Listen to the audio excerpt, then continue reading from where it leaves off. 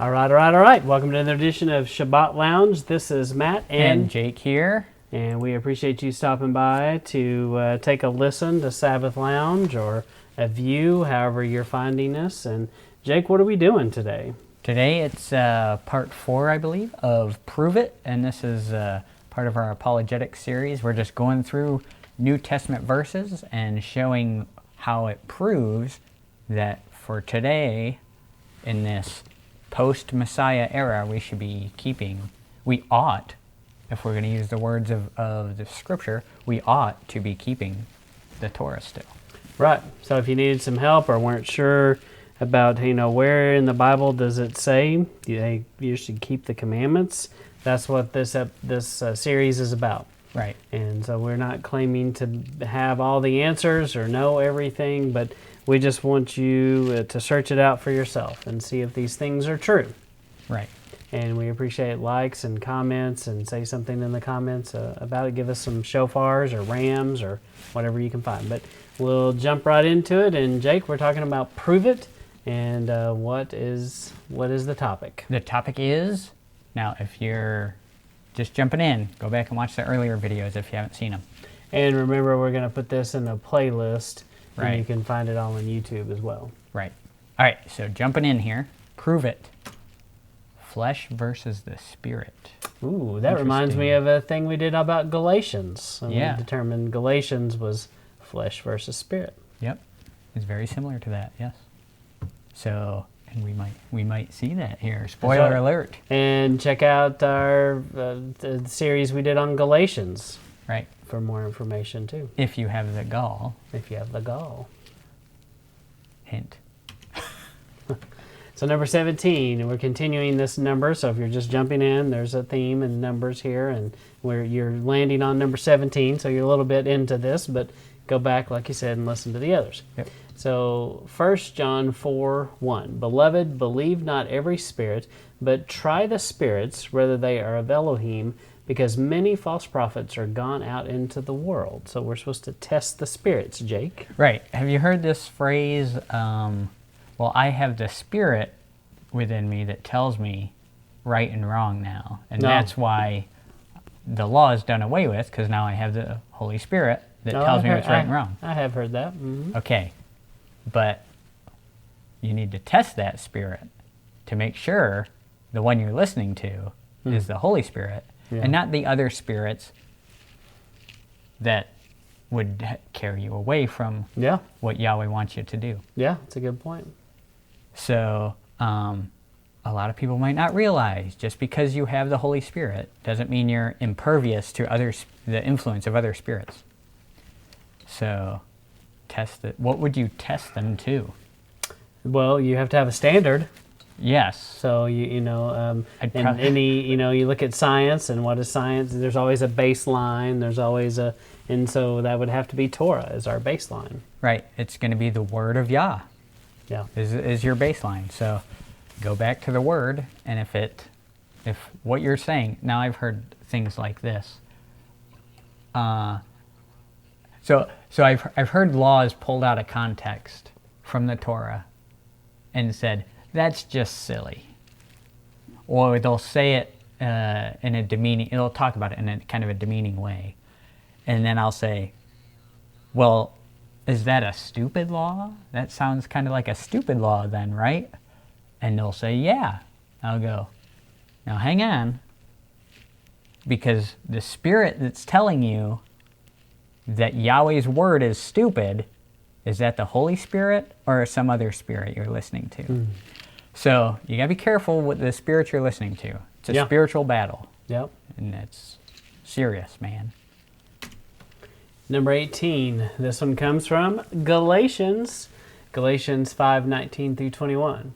Now the works of the flesh are manifest, which are these: adultery, fornication, uncleanliness, lasciviousness, yes, idolatry, witchcraft, hatred, variance, emulations, wrath, strife, seditions, heresies, envyings, murders, drunkenness, revelings, and such like, of which I tell you before, as I have also told you in time past, that they which do such things shall not inherit the kingdom of Elohim. Well, I can tell you right now, I don't want to do those things. Right, because we want to inherit the kingdom of Elohim, right? That's right. why we're here. Mm-hmm. So it's interesting that your inheriting or not inheriting seems to be, at least to some degree, dependent on what you do. The things that which you do. Well, I believe all of these are actions as well. That's true. Yes. So you know, the opposite. You know, a lot of people talk about faith. You know, talk about a works-driven. That this is all Torah. Following Torah is works-driven. I mean, you could argue this is all works-driven, right, as well. You know, that's all works that someone does, and the wages of this work is death, and he clearly says that in the scriptures. Right, and like we said in a previous episode on Prove It, you're either working for the enemy or you're working for Yah.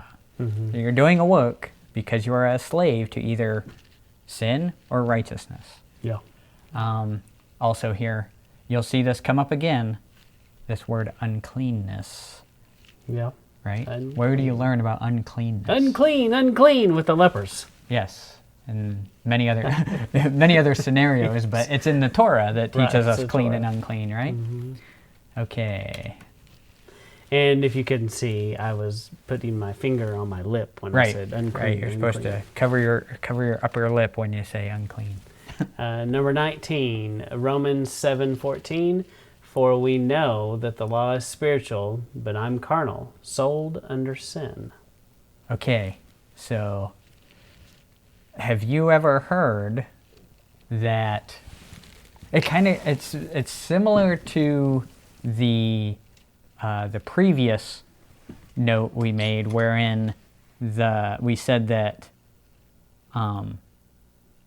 post Messiah, now I have the Spirit within me, and that tells me what is right and wrong, right? Basically, let your conscience be your guide. Right, yeah. So, cricket. Right. So here, it's saying that the law is spiritual, okay? So when we're in this, because I've heard that the old covenant was a flesh-based covenant. People do say that. Now this is saying that the law is spiritual. And then we're going to read some other verses here that kind of tie that together. So, but I am carnal, sold under sin. All right, ready? No, it's interesting what you're saying, because I think I just was reading something about this concept, and I think you've got that scripture in here. So Okay, let's check. all right. And then number 20, Romans 8:6-7. For to be carnally minded is death, but to be spiritually minded is life and peace. I can tell you I want that.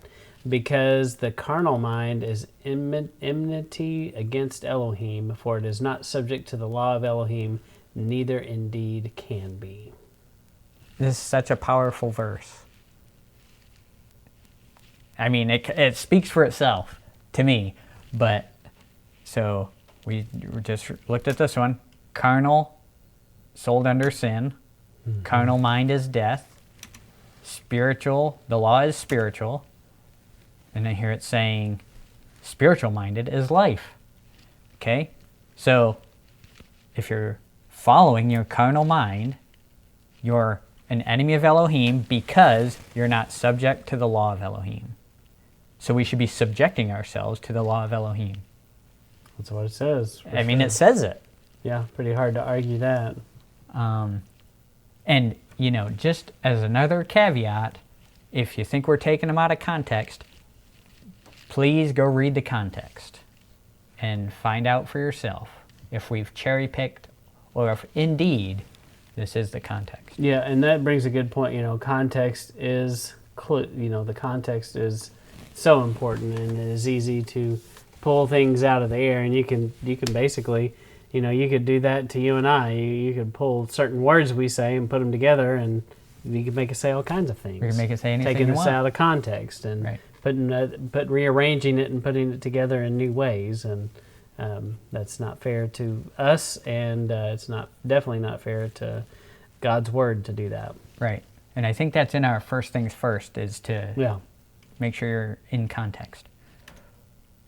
And really, those are the best verses on flesh versus spiritual mindedness, and the spirit being a law-abiding situation and the flesh being a law-breaking kind of situation.